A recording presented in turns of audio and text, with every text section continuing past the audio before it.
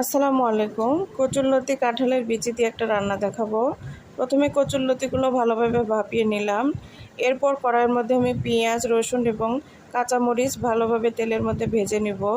এরপরে এখানে আমি চিংড়ি মাছগুলো দিয়ে দিলাম, ভালোভাবে নেড়েচেড়ে নিব।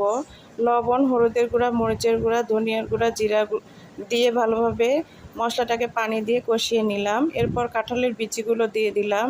এরপরে আমি এখানে কচুরলতিগুলো ভাপিয়ে রেখেছিলাম সেগুলো দিয়ে ভালোভাবে নেড়েচেড়ে একটু কষিয়ে নেব 3-4 মিনিটের মতো। এরপর এখানে পানি দিয়ে দিব। এই পানিটাতে আমার কচুরলতিগুলো ভালোভাবে সেদ্ধ হয়ে যাবে।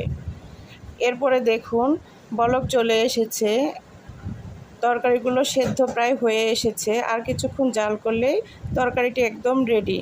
আমার যদি ভিডিওটাই ভালো লেগে থাকে, প্লিজ যারা এখনও সাবস্ক্রাইব করেননি, প্লিজ আমার চ্যানেলটি সাবস্ক্রাইব করবেন এবং লাইক দিয়ে পাশে থাকবেন।